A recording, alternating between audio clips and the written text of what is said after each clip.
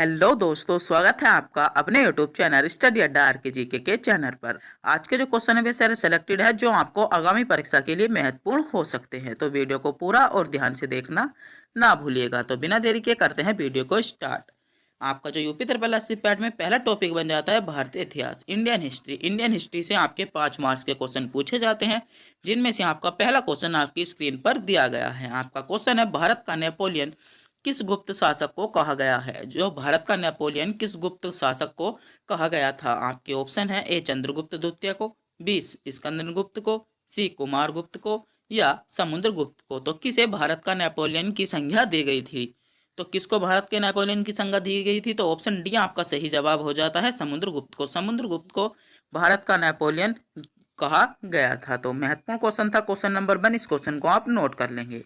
आपका अगला क्वेश्चन है, दिल्ली की गद्दी पर बैठने के लिए किस खिलजी शासक ने अपने ससुर को मार डाला था। ऐसा कौन सा शासक था जिसने दिल्ली की गद्दी पर बैठने के लिए अपने ससुर को मार डाला। आपके ऑप्शन है, ए कुतुबुद्दीन ऐबक ने, बी जलालुद्दीन खिलजी ने, सी गयासुद्दीन ने या अलाउद्दीन खिलजी ने। तो किसने अपने ससुर को मार डाला था। तो आपका सही जवाब हो जाता है ऑप्शन डी, अलाउद्दीन खिलजी ने। अलाउद्दीन खिलजी ने दिल्ली की गद्दी पर बैठने के लिए अपने ससुर को मार डाला था। तो ऑप्शन डी आपका बिल्कुल इसमें सही जवाब हो जाएगा। अगर आप भी अभी तक हमारे चैनल पर नए हो तो चैनल को सब्सक्राइब और वीडियो को लाइक करना भी ना भूलें। चैनल को सब्सक्राइब जरूर कर लेगा, जिससे कि हमारी आने वाली वीडियो का नोटिफिकेशन आपको मिलता रहे। आपका अगला क्वेश्चन है, मानव द्वारा उपयोग में लाई गई पहली फसल कौन सी है। जो मानव द्वारा उपयोग में लाई गई पहली फसल थी वह कौन सी थी। तो यहाँ पर थोड़ी सी टाइपिंग यहाँ गलत हो गई है।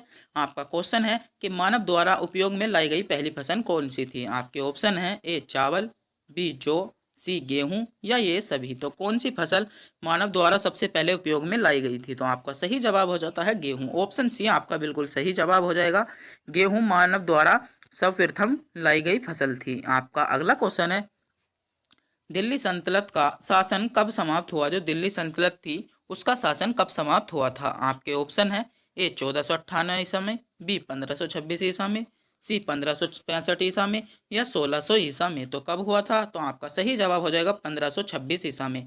1526 ईसा में क्या दिल्ली सल्तनत का शासन काल समाप्त हो गया था। तो ऑप्शन बी आपका बिल्कुल सही जवाब हो जाएगा।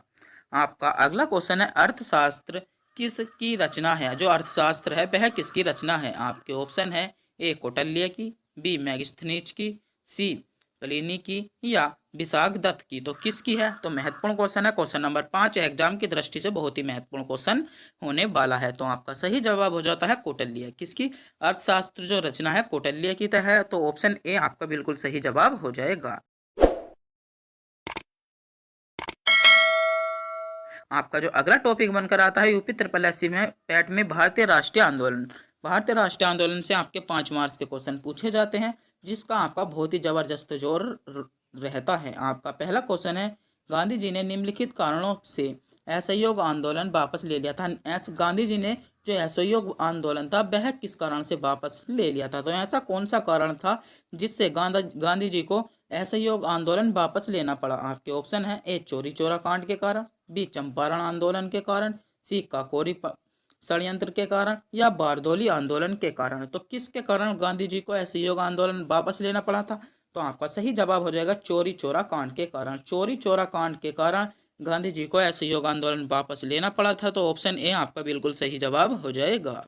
आपका अगला क्वेश्चन है, नौजवान भारत सभा की स्थापना किसने की। जो नौजवान भारत सभा की स्थापना किसने की। आपके ऑप्शन है, BCC पाल ने, सी सुब्रमण्यम अय्यर ने, सरदार भगत सिंह ने या रुक्मणी लक्ष्मीपति ने। तो किसने नौजवान भारत सभा की अध्यक्षता की थी, अब स्थापना की थी।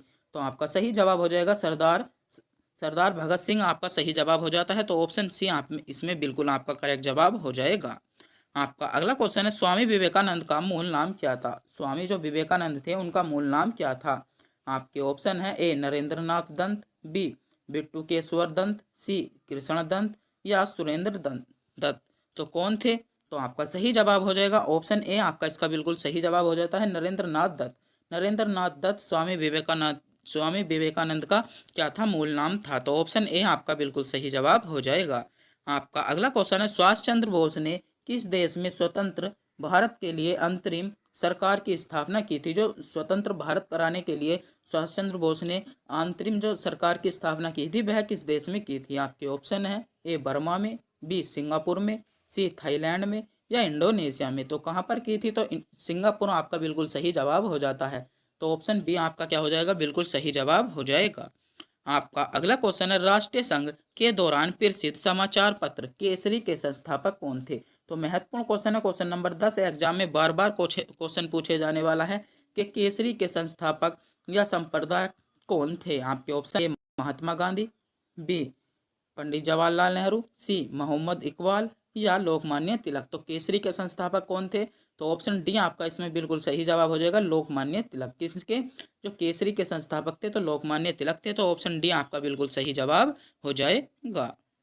जो आपका यूपी ट्रिपल एससी पैट में अगला जो टॉपिक आ जाता है भूगोल। भूगोल ये ज्योग्राफी से भी आपके 5 मार्क्स के क्वेश्चन पूछे जाते हैं। तो यूपी ट्रिपल एससी पैट में ज्योग्राफी का भी बहुत जबरदस्त रोल रहता है, जिनमें से आपका पहला क्वेश्चन है, बी आकार की घाटी कौन बनाती है? बी आकार की घाटी कौन बनाती है? तो क्वेश्चन नंबर 11 आपका एग्जाम की दृष्टि से बहुत ही महत्वपूर्ण क्वेश्चन है कि बी आकार की घाटी कौन बनाती है? आपकी ऑप्शन है ए नदी, बी पवन, सी समुद्री लहरें या हिमानी। तो कौन बी आकार की घाटी बनाती हैं? तो ऑप्शन ए आपका सही जवाब हो जाएगा, नदी। नदी बी आकार की घाटी बनाती है। आपका अगला क्वेश्चन है, विश्व की सबसे लंबी दरार घाटी किस महाद्वीप में स्थित है? जो विश्व की सबसे लंबी दरार घाटी है वह किस महाद्वीप में स्थित है? आपके ऑप्शन है ए एशिया महाद्वीप में स्थित है, बी अफ्रीका महाद्वीप में स्थित है, सी ऑस्ट्रेलिया महाद्वीप में स्थित है या यूरोप महाद्वीप में स्थित है। तो दरार घाटी किस महाद्वीप में स्थित है? तो आपका सही जवाब क्या हो जाता है? अफ्रीका महाद्वीप आपका करेक्ट जवाब हो जाएगा। अफ्रीका महाद्वीप में कौन सी दरार घाटी स्थित है? तो ऑप्शन बी आपका सही जवाब हो जाता है। आपका अगला क्वेश्चन है, द्वीपों की सर्वाधिक संख्या किस महासागर में पाई जाती है? जो द्वीप हैं, हमारे जो द्वीप हैं उसमें जो सर्वाधिक महासागर हैं वह किस द्वीप पर किस महासागर में सर्वाधिक द्वीप पाए जाते हैं? आपके ऑप्शन है ए अटलांटिक महासागर में, बी प्रशांत महासागर में, सी हिंद महासागर में या आर्कटिक महासागर में। तो किस महासागर में सर्वाधिक द्वीपों की संख्या पाई जाती है? तो क्वेश्चन नंबर 13 भी आपका महत्वपूर्ण क्वेश्चन होने वाला है। तो आपका सही जवाब क्या हो जाएगा? ऑप्शन बी आपका सही जवाब हो जाता है, प्रशांत महासागर में। प्रशांत महासागर में द्वीपों की सर्वाधिक संख्या पाई जाती है। आपका अगला क्वेश्चन है, विश्व की सबसे व्यस्त व्यापारिक नदी कौन सी है? आपके ऑप्शन है ए नील नदी, बी राइन नदी, सी मिसिसिपी नदी या रोन नदी। तो ऐसी कौन सी नदी है जो विश्व की सबसे व्यापारिक मतलब सबसे व्यस्त व्यापारिक नदी है, जिसमें सबसे ज़्यादा व्यापार किया जाता है? तो किस नदी से सबसे ज़्यादा व्यापार किया जाता है? तो राइन नदी से सबसे ज़्यादा व्यापार किया जाता है। तो ऑप्शन बी आपका सही जवाब हो जाएगा। आपका अगला क्वेश्चन है, पृथ्वी के निकटतम दूरी पर स्थित कौन सा ग्रह है? पृथ्वी के जो निकटतम सबसे निकट कौन सा ग्रह स्थित है? आपके ऑप्शन है ए बृहस्पति ग्रह, बी बुध ग्रह, सी शुक्र ग्रह या पृथ्वी ग्रह। तो कौन सा पृथ्वी के निकट सबसे निकट कौन सा ग्रह है? तो ऑप्शन सी आपका सही जवाब जो होता है, शुक्र ग्रह। शुक्र ग्रह पृथ्वी के सबसे निकट ग्रह है। आपका अगला जो टॉपिक आ जाता है, भारतीय अर्थव्यवस्था, इंडियन इकोनॉमी। इंडियन इकोनॉमी से भी आपके 5 मार्क्स के क्वेश्चन पूछे जाते हैं, जिनमें से आपका पहला क्वेश्चन आपकी स्क्रीन पर दिया गया है। आपका पहला क्वेश्चन है, भारत में पहली पंचवर्षीय योजना कब प्रारंभ की गई थी? जो भारत में पहली पंचवर्षीय योजना शुरू हुई थी वह कब हुई थी? आपके ऑप्शन है ए 1 अप्रैल 1950 को, बी 1 अप्रैल 1951 को, सी 2 अप्रैल 1952 को या 2 अप्रैल 1953 को। तो पहली पंचवर्षीय योजना की शुरुआत कब की गई थी? तो ऑप्शन बी आपका सही जवाब हो जाएगा, 1 अप्रैल 1951 को। 1 अप्रैल 1951 को भारत में पहली पंचवर्षीय योजना की शुरुआत की गई थी। आपका अगला क्वेश्चन है, भारतीय रिजर्व बैंक एसबीआई की स्थापना कब हुई थी? जो भारतीय रिजर्व बैंक एसबीआई है उसकी स्थापना कब हुई थी? आपके ऑप्शन है ए 1 अप्रैल 1934 को, बी 1 अप्रैल 1935 को, सी 2 अप्रैल 1947 को या 2 अप्रैल 1950 को। तो एसबीआई की स्थापना कब की गई थी? तो महत्वपूर्ण क्वेश्चन है, क्वेश्चन नंबर 17। तो आपका सही जवाब क्या हो जाएगा? 1 अप्रैल 1935 आपका इसका करेक्ट जवाब हो जाएगा कि जो एसबीआई की स्थापना कब की गई थी? तो 1 अप्रैल 1935 को की गई थी। तो ऑप्शन आपका सही जवाब क्या हो जाता है? बी आपका इसका बिल्कुल करेक्ट जवाब हो जाएगा। आपका अगला क्वेश्चन है, सेवा क्षेत्र अर्थव्यवस्था के किस क्षेत्र को कहते हैं या कहा जाता है? जो सेवा क्षेत्र है वह अर्थव्यवस्था के किस क्षेत्र को कहा जाता है? आपके ऑप्शन है ए प्राथमिक क्षेत्र को, बी द्वितीय क्षेत्र को, सी तृतीय क्षेत्र को या चतुर्थ क्षेत्र को। तो किस क्षेत्र को सेवा क्षेत्र के नाम से जाना जाता है? तो तृतीय क्षेत्र आपका इसमें सही बिल्कुल क्या बिल्कुल आपका सही जवाब हो जाएगा। तृतीय क्षेत्र को सेवा क्षेत्र में रखा गया है। आपका अगला क्वेश्चन है, भारत में बेरोजगारी का मुख्य स्वरूप क्या है? भारत में जो बेरोजगारी है उसका मुख्य स्वरूप क्या है? आपके ऑप्शन है भारत में जो चक्रीय बेरोजगारी है, या संरचनात्मक बेरोजगारी है, या ऐच्छिक बेरोजगारी है, इनमें से कोई सी नहीं। तो आपका सही जवाब क्या हो जाएगा? संरचनात्मक बीमारी क्या है? बेरोजगारी है। तो ऑप्शन आपका सही जवाब क्या हो जाता है? बी आपका इसमें सही जवाब हो जाएगा। कैसी संरचनात्मक बीमारी है? आपका अगला क्वेश्चन है, राष्ट्रीय आय की गणना का आधार वर्ष है। जो राष्ट्रीय आय की गणना है उसका आधार वर्ष क्या है? आपके ऑप्शन है ए 1970 से 1971, बी 1993 से 1994, सी 1999 से 2000 या 2001 से 2020। तो राष्ट्रीय आय की गणना का आधार वर्ष क्या है? तो आपका सही जवाब क्या हो जाता है? ऑप्शन सी आपका सही जवाब हो जाता है। 1999 से 2000 जो है वह राष्ट्रीय आय की आधार का गणना वर्ष है। तो ऑप्शन आपका सी बिल्कुल सही जवाब हो जाएगा। आपका जो अगला टॉपिक आ जाता है भारतीय इतिहास, क्या भारतीय संविधान। भारतीय संविधान या लोक प्रशासन से भी आपके 5 मार्क्स के क्वेश्चन पूछे जाते हैं। तो यूपी ट्रिपल एस पैट में पॉलिटी का भी बहुत जबरदस्त रोल रहता है। क्या पॉलिटी का भी बहुत जबरदस्त रोल रहता है, जिनमें से आपके 5 मार्क्स के क्वेश्चन पूछे जाते हैं। और पॉलिटी की जो नोट्स में जो यूपी ट्रिपल एस पैट में आते हैं, कितने 8 टॉपिक आते हैं। 8 टॉपिक में से आपके क्वेश्चन पूछे जाते हैं, जिनमें से आपका पहला क्वेश्चन है, भारतीय संविधान को किस भाग को उसकी आत्मा की संज्ञा दी गई है? भारतीय संविधान का ऐसा कौन सा भाग है जिसे उसकी आत्मा की संज्ञा दी गई है? तो आपका क्वेश्चन है, भारतीय संविधान के किस भाग को आत्मा की संज्ञा दी गई है? आपके ऑप्शन है प्रस्तावना को, बी ऐच्छिक अधिकार को, सी नागरिकता को या मौलिक अधिकार को। तो किसको भारतीय संविधान में आत्मा की प्रस्तावना दी गई है? तो ऑप्शन ए आपका बिल्कुल सही जवाब हो जाता है, प्रस्तावना को भारतीय संविधान में जो है आत्मा की संज्ञा दी गई है। आपका अगला क्वेश्चन है, किस अनुच्छेद में 6 से 14 वर्ष तक के बच्चों के लिए शिक्षा का अधिकार मूल अधिकार माना है? तो किस आपके ऑप्शंस दिए गए हैं, ए अनुच्छेद 20 में, बी अनुच्छेद 21 में, सी अनुच्छेद 21 के में या अनुच्छेद 22 में। तो किस में 6 से 14 वर्ष के बच्चों के लिए एक शिक्षा का अधिकार मूल अधिकार माना है? तो आपका सही जवाब क्या हो जाता है? आपका बिल्कुल सही जवाब हो जाता है ऑप्शन 21 के ए में। 21 के ए में कहा गया है कि क्या कहा गया है कि 6 से जो 14 वर्ष के बच्चों के लिए शिक्षा का अधिकार एक मूल अधिकार होगा। क्या होगा? शिक्षा का अधिकार एक मूल अधिकार होगा। आपका अगला क्वेश्चन है, राष्ट्रपति पद के लिए चुनाव के लिए कौन सी विधि अपनाई जाती है? जो राष्ट्रपति पद का चुनाव होता है उसके लिए कौन सी विधि अपनाई जाती है? आपके ऑप्शन है ए अनुपातिक प्रतिनिधित्व, बी एकल संक्रमणीयता या अप्रत्यक्ष मतदान या ये सभी। तो कौन सी विधि अपनाई जाती है? तो आपका बिल्कुल सही जवाब क्या हो जाता है? ये सभी विधि आपके ऑप्शन में दी गई हैं, यह राष्ट्रपति चुनाव के लिए अपनाई जाती है। तो ऑप्शन डी आपका इसका बिल्कुल सही जवाब हो जाता है। आपका अगला क्वेश्चन है, मंत्री परिषद सामूहिक रूप से किसके प्रति उत्तरदायी होती है? मंत्री परिषद जो होती है वह सामूहिक रूप से किसके प्रति उत्तरदायी होती है? आपके ऑप्शन है ए लोकसभा के प्रति उत्तरदायी होती है, बी राष्ट्रपति के प्रति उत्तरदायी होती है, सी राज्यसभा के प्रति उत्तरदायी होती है या प्रधानमंत्री के प्रति उत्तरदायी होती है। तो जो मंत्री परिषद है वह सामूहिक रूप से किसके प्रति उत्तरदायी होती है? तो आपका सही जवाब क्या हो जाता है? लोकसभा का प्रति उत्तरदायी होती है। तो ऑप्शन ए आपका बिल्कुल सही जवाब हो जाएगा। आपका अगला क्वेश्चन है, स्वतंत्र भारत के पहले भारतीय गवर्नर जनरल कौन थे? जो स्वतंत्र भारत के पहले भारतीय गवर्नर जनरल थे वह कौन थे? आपके ऑप्शन है ए चक्रवर्ती राजगोपालचारी, बी रुद्रदानंद सिन्हा, सी लॉर्ड माउंटबेटन या डॉक्टर राजेंद्र प्रसाद। तो भारत कौन थे? तो आपका सही जवाब क्या हो जाता है? ऑप्शन ए आपका सही जवाब हो जाता है, चक्रवर्ती राजा गोपालचारी आपका बिल्कुल इसमें सही जवाब हो जाएगा।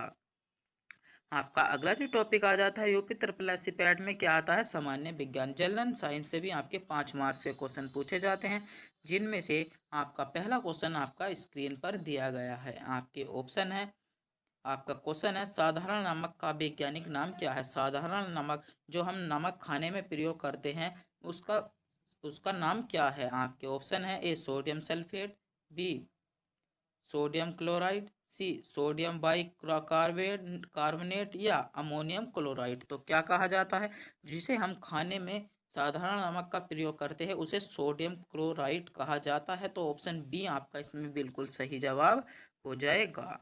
आपका अगला क्वेश्चन है शक्ति का मात्रक क्या है। शक्ति का मात्रक क्या है, जो शक्ति है उसका मात्रक क्या है। आपके ऑप्शन दिए गए हैं A Newton, B watt, C joule या इनमें से कोई नहीं। तो शक्ति का मात्रक क्या है, आपका सही जवाब हो जाता है शक्ति का मात्रक जूल है। तो ऑप्शन सी आपका इसमें बिल्कुल सही जवाब हो जाएगा।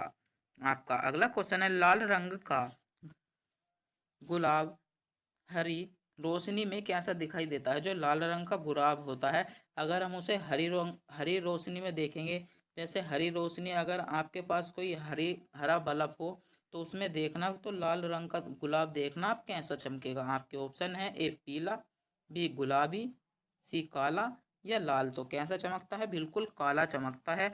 तो ऑप्शन सी आपका सही जवाब हो जाएगा। हरे रंग में लाल गुलाब देखने से या लाल कलर को अगर कोई कहीं पर लाल कलर है या लाल जो गुलाब है अगर उस पर हम हरी रोशनी घेरते हैं तो वह काला दिखाई देगा। आपका अगला क्वेश्चन है दो समांतर दर्पणों के बीच प्रतिबिंब बनते हैं। जब दो समांतर दर्पणों को रखा जाता है तो उसमें कितने प्रतिबिंब बनते हैं। आपके ऑप्शन है ए 2, बी 4, सी 8 या अनंत। तो कितने प्रतिबिंब बनते हैं, तो आपका सही जवाब हो जाता है अनंत प्रतिबिंब बनते हैं। तो ऑप्शन डी आपका इसमें बिल्कुल सही जवाब हो जाएगा। आपका अगला क्वेश्चन है दूध की शुद्धता किस यंत्र द्वारा मापी जाती है। जो दूध मापने का यंत्र होता है वह किसके द्वारा मापी जाती है। आपके ऑप्शन है ए लैक्टोमीटर द्वारा, बी मैनोमीटर द्वारा, सी पीरोमीटर द्वारा या टेकोमीटर द्वारा। तो किसके द्वारा दूध की शुद्धता नापी जाती है, तो लैक्टोमीटर आपका बिल्कुल सही जवाब हो जाएगा। ऑप्शन ए आपका इसमें बिल्कुल सही जवाब हो जाता है। आपका जो अगला टॉपिक आ जाता है सामान्य जागरूकता। जब सामान्य जागरूकता से भी यूपी ट्रिपल एससी पैट में आपका 10 नंबर के क्वेश्चन पूछे जाते हैं। अब तक का सबसे ज़्यादा पूछे जाने वाला क्वेश्चन है कि 10 नंबर के क्वेश्चन पूछे जाते हैं किससे, सामान्य जागरूकता से।